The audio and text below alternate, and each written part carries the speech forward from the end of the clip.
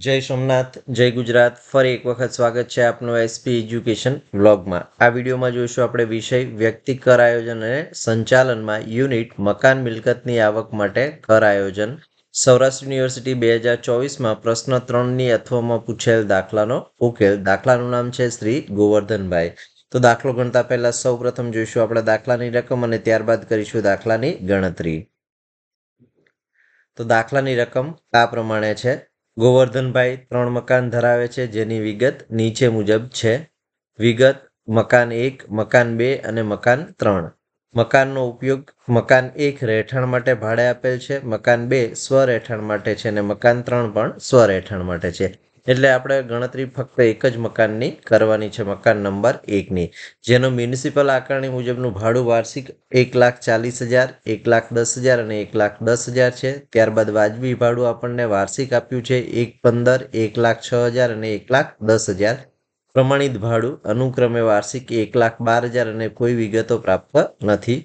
મળવાપાત્ર ભાડું માસિક મકાન 1નું 10,000 છે, 2 અને 3ની કોઈ વિગતો પ્રાપ્ત નથી. મ્યુનિસિપલ કરવેરા ચૂકવેલ છે 2% લેખે ત્રણેય મકાન માટે. ભાડું ઉઘરાવવાનો ખર્ચ છે 1,000, જે આપણે ધ્યાનમાં લેવાનો નથી. જમીન મહેસૂલ ચૂકવેલ છે 1,600 અને 600, જેને પણ ગણતરી કરતી વખતે ધ્યાનમાં લેવાનું નથી. વીમા પ્રીમિયમ 1,500 અને 600, જેને પણ ગણતરી કરતી વખતે ધ્યાનમાં લેવાનું નથી. બાંધકામ માટેની લોનનું વ્યાજ છે એ આપણે ચોખ્ખા વાર્ષિક મૂલ્યમાંથી બાદ કરી અને જ્યારે કરપાત્ર આવક ગણતરી કરીએ ત્યારે ત્રણેય મકાનનું અનુક્રમે 25,000, 10,000 અને 15,000 ધ્યાનમાં લેવાનું છે. મકાન ખાલી રહ્યાનો સમય: મકાન 1 માસ માટે ખાલી રહેલ છે, એટલે કે આપણે ગ્રોસ વાર્ષિક મૂલ્ય શોધતી વખતે 1 માસનું ભાડું બાદ કરવાનું છે સ્ટેપ નંબર 4માંથી, એટલે મળશે આપણને ગ્રોસ વાર્ષિક મૂલ્ય.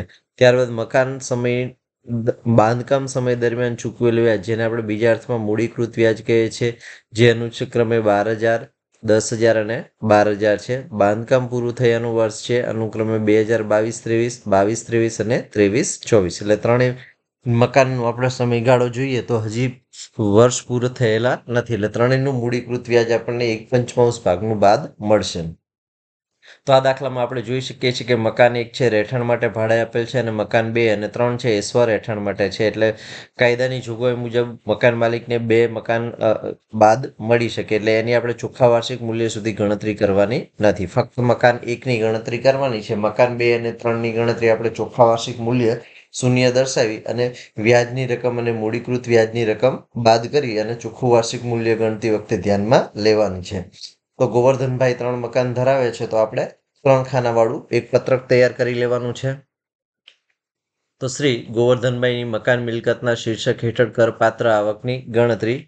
પાછલું વર્ષ 2025-26 આપણે ધ્યાનમાં લેવાનું છે. પાન નંબર વચ્ચે દર્શાવી દેવાનો છે ને આકારણી વર્ષ 2026-27 દર્શાવી દેવાનું છે. વિગત: મકાન 1 રહેઠાણ માટે ભાડે આપેલ, મકાન 2 સ્વ વપરાશ માટે અને મકાન 3 પણ સ્વ વપરાશ એટલે કે અંગત રહેઠાણ માટે છે. ગણતરી કરતી વખતે ફક્ત મકાન 1ની જ વિગતો આપણે ધ્યાનમાં લેવાની છે. મકાન 2 અને 3ની એક પણ વિગત ચોખ્ખા વાર્ષિક મૂલ્ય સુધી ગણતરી કરતી વખતે ધ્યાનમાં લેવાની નથી. તો દાખલો ગણતા પહેલા સૌપ્રથમ આપણે સ્ટેપ નંબર 1 શોધવાનું છે. સ્ટેપ નંબર 1 એટલે વાજબી અપેક્ષિત ભાડું. હવે વાજબી અપેક્ષિત ભાડું શોધવાનું હોય તો આપણે 3 પ્રકારના ભાડાની સરખામણી કરવાની છે. સૌપ્રથમ આપણે મ્યુનિસિપલ આકારણી મુજબનું ભાડું અને વાજબી ભાડું, બેમાંથી જે ભાડાની રકમ વધુ હોય તે ધ્યાનમાં લેવાની છે, પરંતુ આ રકમ છે એ પ્રમાણિત ભાડા કરતાં વધવી જોઈએ નહીં. તો આપણે સ્ટેપ નંબર 1માં ત્રણેય ભાડાની સરખામણી કરી અને વાજબી અપેક્ષિત ભાડું શોધીશું. તો દાખલામાં આપણને મ્યુનિસિપલ આકારણી મુજબનું ભાડું 1,40,000 આપેલું છે અને મકાન 1 અને 2 અને 3નું 1,10,000 છે, જેનું ગણતરી કરતી વખતે ધ્યાનમાં લેવાનું નથી. તો મકાન 1માં આપણે મ્યુનિસિપલ આકારણી મુજબનું ભાડું દર્શાવી દઈશું 1,40,000 પત્રકમાં. તો મ્યુનિસિપલ આકારણી મુજબનું ભાડું 1,40,000. ત્યારબાદ આપણે એને વાજબી ભાડા સાથે સરખાવવાનું છે. તો દાખલામાં આપણને વાજબી ભાડું વાર્ષિક આપ્યું છે મકાન 1નું 1,15,000, 1,06,000 અને 1,10,000. તો આપણે ફક્ત મકાન 1નું ધ્યાનમાં લેવાનું છે 1,15,000. તો પત્રકમાં દર્શાવી દેવાનું છે વાજબી અપેક્ષિત ભાડું 1,15,000. હવે એ અને બી, એ એટલે મ્યુનિસિપલ આકારણી મુજબનું ભાડું અને બી એટલે વાજબી અપેક્ષિત ભાડું, બેમાંથી જે વધુ ભાડું હોય તે ધ્યાનમાં લેવાનું છે. તો આપણે જોઈ શકીએ છીએ કે મ્યુનિસિપલ આકારણી મુજબનું ભાડું 1,40,000 છે, જે વાજબી ભાડા કરતાં વધુ છે. એટલે ધ્યાનમાં લેવાની રકમ આપણે કરીશું 1,40,000. હવે આ ભાડાને આપણે પ્રમાણિત ભાડા સાથે સરખાવવાની છે. એટલે કે આ ભાડું છે એ પ્રમાણિત ભાડા કરતાં વધવું જોઈએ નહીં. જો પ્રમાણિત ભાડા કરતાં આ ભાડાની રકમ વધુ હોય તેવા સંજોગોમાં આપણે પ્રમાણિત ભાડાની રકમ ધ્યાનમાં લેવાની છે. તો પ્રથમ આપણે દાખલાની રકમમાં જોઈશું પ્રમાણિત ભાડું. તો પ્રમાણિત ભાડું આપણને 1,12,000 આપેલું છે. તો દર્શાવી દઈશું આપણે 1,12,000 અને બેમાંથી જે ઓછી રકમ હશે એ આપણે ધ્યાનમાં લઈશું. તો પ્રમાણિત ભાડું 1,12,000. હવે આપણે એ અને બી બેમાંથી જે વધુ હતું એ ધ્યાનમાં લીધું, પરંતુ આ ભાડું છે પ્રમાણિત ભાડા કરતાં વધુ હોવાથી આપણે બંનેમાંથી જે ઓછું હોય તે ધ્યાનમાં લેવાનું છે. તો 1,40,000 છે એ પ્રમાણિત ભાડા કરતાં વધુ છે, માટે એ સંજોગોમાં આપણે પ્રમાણિત ભાડાની રકમ 1,12,000 ધ્યાનમાં લેવાની છે. તો પ્રમાણિત ભાડું 1,12,000. હવે આપણે સ્ટેપ નંબર 2 કરવાનું છે, ખરેખર મળેલ કે મળવાપાત્ર ભાડું. તો સ્ટેપ નંબર 2 ખરેખર મળેલ કે મળવાપાત્ર ભાડુંની ગણતરી કરવાની હોય ત્યારે તમારે મળવાપાત્ર ભાડાની રકમ ધ્યાનમાં લેવાની છે. તો મળવાપાત્ર ભાડું દાખલામાં આપણને માસિક આપ્યું છે 10,000. માસિક 10,000 આપ્યું છે. આ તો આપણે 12 માસનું કેટલું થાય? તો કે 10,000 ગુણ્યા 12 કરીએ તો 1,20,000 રૂપિયા થાય. તો ખરેખર મળેલ કે મળવાપાત્ર ભાડાની રકમની ગણતરી કરવાની છે 1,20,000. તો દાખલામાં લખી નાખીશું વાર્ષિક સ્ટેપ નંબર 2 ખરેખર મળેલ કે મળવાપાત્ર ભાડું, જેમાં વાર્ષિક ભાડું 10,000 ગુણ્યા 12 કરીશું તો મળશે આપણને 1,20,000. આમ ખરેખર મળેલ કે મળવાપાત્ર ભાડું સ્ટેપ નંબર 2 મુજબ મળ્યું છે 1,20,000. હવે આપણે સ્ટેપ નંબર 3 કરવાનું છે. સ્ટેપ નંબર 3 કરવાનું તો તમારે સ્ટેપ નંબર 1 અને 2 માંથી જે ભાડાની રકમ વધુ હોય તે ધ્યાનમાં લેવાની છે. તો સ્ટેપ નંબર આપણે 3 કરીશું. તો સ્ટેપ નંબર 3 સ્ટેપ નંબર 1 અને 2 માંથી જે વધુ હોય તે ભાડાની રકમ ધ્યાનમાં લેવી. તો 1 અને 2 માંથી વધુ ભાડાની રકમ 1,20,000 છે, તો આપણે ધ્યાનમાં લઈશું 1,20,000. હવે આપણે સ્ટેપ નંબર 4 કરવાનું છે. સ્ટેપ નંબર 4 કરીએ એટલે તમારે સ્ટેપ નંબર 3 મુજબની રકમ ધ્યાનમાં લેવાની છે. તો લખીશું આપણે સ્ટેપ નંબર 4. સ્ટેપ નંબર 3 મુજબનું ભાડું ધ્યાનમાં લેવાનું છે 1,20,000. હવે આપણે સ્ટેપ નંબર 4 કર્યું છે, એમાંથી મકાન ખાલી રહ્યા સમયનું ભાડું બાદ કરવાનું છે. તો દાખલાની રકમમાં આપણે જોઈશું કે મકાન કેટલો સમય ખાલી રહ્યું છે. તો મકાન ખાલી રહ્યાનો સમય તમને 1 માસ આપ્યો છે અને એનું મળવાપાત્ર 1 મહિનાનું ભાડું આપણને 10,000 રૂપિયા આપેલું છે. તો 10,000 ગુણ્યા 1 માસ કરીશું તો 10,000 રકમ આપણને બાદ મળશે. તો બાદ કરવાનું છે આપણે બાદ મકાન ખાલી રહ્યા સમયનું ભાડું. બીજા અર્થમાં આપણે એમ કહી શકીએ કે વેકન્સી સમયનું ગુમાવેલ ભાડું. 10,000 ગુણ્યા 1 કરીશું તો મળશે 10,000. 1,20,000 માઇનસ 10,000 કરીશું તો આપણને ગ્રોસ વાર્ષિક મૂલ્ય મળશે 1,10,000. તો ગ્રોસ વાર્ષિક મૂલ્ય આપણને મળી ગયું છે 1,10,000. હવે આપણે ચોખ્ખું વાર્ષિક મૂલ્યની ગણતરી કરવાની છે. એટલે કે જ્યારે ચોખ્ખું વાર્ષિક મૂલ્ય ગણવાનું હોય ત્યારે તમારે ગ્રોસ વાર્ષિક મૂલ્યમાંથી કરવેરાની રકમ બાદ કરવાની છે. તો દાખલામાં જોઈશું કરવેરાની રકમ કેટલી આપી છે. તો દાખલામાં આપણને મ્યુનિસિપલ કરવેરા ચૂકવેલ આપ્યા છે 2% લેખે. આપણે ફક્ત મકાન એકના જ ધ્યાનમાં લેવાના છે. જ્યારે મ્યુનિસિપલ કરવેરાની ગણતરી કરવાની હોય ત્યારે તમારે મ્યુનિસિપલ આકારણી મુજબનું ભાડું છે એના ટકા કાઢવાના છે. તો 14,000ના 2% લેખે કરીશું તો આપણને 2,800 રૂપિયા કરવેરા બાદ મળશે. તો બાદ કરવાના છે ગ્રોસ વાર્ષિક મૂલ્યમાંથી મ્યુનિસિપલ કરવેરા, તો મળશે આપણને ચોખ્ખું વાર્ષિક મૂલ્ય, જેને આપણે નેટ એન્યુઅલ વેલ્યુ કહી શકીએ કે NVA કહી શકીએ. તો બાદ કરીશું મ્યુનિસિપલ કરવેરા 1,40,000ના 2% લેખે 2,800. તો ગ્રોસ વાર્ષિક મૂલ્યમાંથી મ્યુનિસિપલ કરવેરા બાદ કરીએ તો મળશે આપણને ચોખ્ખું વાર્ષિક મૂલ્ય 1,10,000 માઇનસ 2,800 કરશું તો મળશે આપણને 1,07,200. હવે આપણે મકાન 2 અને 3ની ગણતરી ધ્યાનમાં લેવાની છે. એટલે મકાન 2 અને 3નું આપણે જે ચોખ્ખું વાર્ષિક મૂલ્ય છે એ શૂન્ય દર્શાવી દેવાનું છે. તો આપણે દર્શાવી દીધું છે શૂન્ય.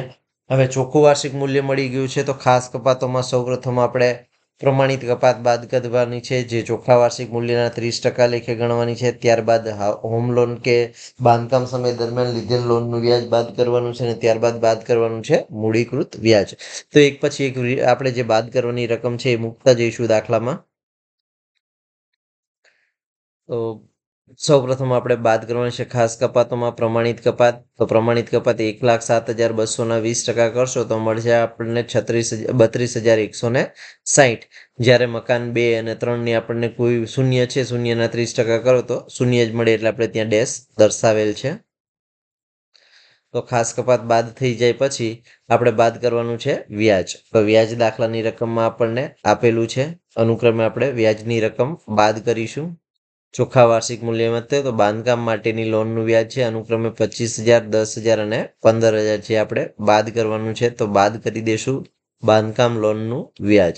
બાંધકામ લોનનું વ્યાજ મકાન 1નું 25,000, મકાન 2નું 10,000 અને મકાન 3નું 15,000. હવે આપણે મૂડીકૃત વ્યાજની રકમ ધ્યાનમાં લેવાની છે. એની માટે આપણે પાછલું વર્ષ જે છે એ પણ ધ્યાનમાં લેવાનું છે કે 5 વર્ષનો સમયગાળો પૂર્ણ થયેલ છે કે કેમ. તો બાંધકામ સમય દરમિયાન ચૂકવેલ વ્યાજ છે ત્રણેય મકાનનું અનુક્રમે 12,000, 10,000 અને 12,000 આપેલ છે. બાંધકામ પૂર્ણ થયાનો સમય અનુક્રમે 2023, 22-23, 22-23 અને 23-24 આપ્યું છે. આપણું આકારણી વર્ષ છે એ 2025-26 છે. તો આપણે 22-23, 23-24, 24-25, 25-26 તો ચોથું વર્ષ ચાલે છે, તો આપણને એ રકમ બાદ મળી શકશે. જ્યારે છેલ્લા મકાનમાં છે એ ત્રીજું વર્ષ ચાલે છે, એટલે ત્રણેય મકાનની આપણને મૂડીકૃત વ્યાજ બાદ મળશે. તો મૂડીકૃત વ્યાજ છે આપણે 1/5 ભાગનું ધ્યાનમાં લેવાનું છે. તો 12,000ના 1/5 કરીશું તો આપણને મળશે 2400, અને 10,000ના 1/5 કરીશું મકાન 2માં તો મળશે આપણને 2,000, અને મકાન 3માં 12,000ના 1/5 કરીશું તો મળશે 2400. આમ આપણને મૂડીકૃત વ્યાજની રકમ અનુક્રમે 2400, 2,000 અને 2400 બાદ મળશે. તો બાદ કરી દેવાનું છે મૂડીકૃત વ્યાજ. તો મકાન 1નું 12,000 છે એના 1/5 કરીશું તો મળશે આપણને 2400. મકાન 2 છે એના 10,000 છે એના 1/5 કરશું તો મળશે આપણને 2,000, અને મકાન 3ના પણ મળશે આપણને 2400. હવે આપણે ચોખ્ખા વાર્ષિક મૂલ્યમાંથી પ્રમાણિત કપાત, બાંધકામ માટેની લોનનું વ્યાજ અને મૂડીકૃત વ્યાજ બાદ કરવાનું છે. તો મકાન મિલકતનું ચોખ્ખું વાર્ષિક મૂલ્ય મળશે.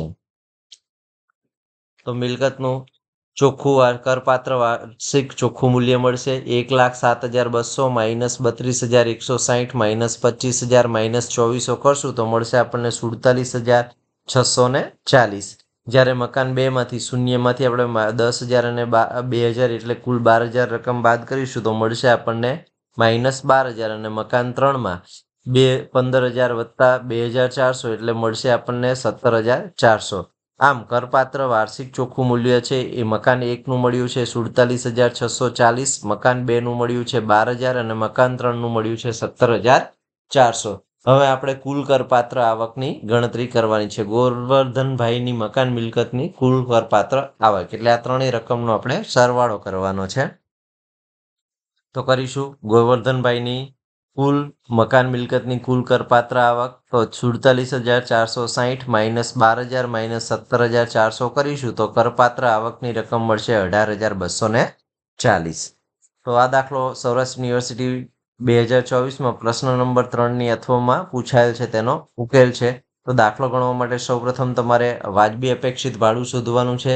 ત્યારબાદ સ્ટેપ નંબર 2 કરવાનું છે, ખરેખર મળેલ કે મળવાપાત્ર ભાડું, અને 2માંથી જે ભાડાની રકમ વધુ હોય તે ધ્યાનમાં લેવાની છે. ત્યારબાદ સ્ટેપ નંબર 3 કરવાનું છે, અને 3ની રકમમાં ઉપરના 2માંથી જે વધુ હોય ધ્યાનમાં લઈશું 1 અને 2માંથી. સ્ટેપ નંબર 4 કરીશું, જેમાં સ્ટેપ નંબર 3 મુજબનું ભાડું લઈશું, અને સ્ટેપ નંબર 4માંથી મકાન ખાલી રહ્યા સમયનું ભાડું બાદ કરશું તો મળશે આપણને ગ્રોસ વાર્ષિક મૂલ્ય, અને ગ્રોસ વાર્ષિક મૂલ્યમાંથી બાદ કરીશું મ્યુનિસિપલ કરવેરા તો મળશે આપણને ચોખ્ખું વાર્ષિક મૂલ્ય, અને ચોખ્ખા વાર્ષિક મૂલ્યમાંથી અનુક્રમે પ્રમાણિત કપાત, બાંધકામ માટેની લોનનું વ્યાજ અને મૂડીકૃત વ્યાજ બાદ કરશું તો મળશે આપણને કરપાત્ર વાર્ષિક ચોખ્ખું મૂલ્ય, અને બધી જ રકમનો આપણે સરવાળો કરશું તો મળશે આપણને મકાન મિલકતની કુલ કરપાત્ર આવક. તો આ દાખલો સૌરાષ્ટ્ર યુનિવર્સિટી 2024માં પ્રશ્ન 3ની અથવામાં પૂછેલ હતો, તેનો ઉકેલ છે.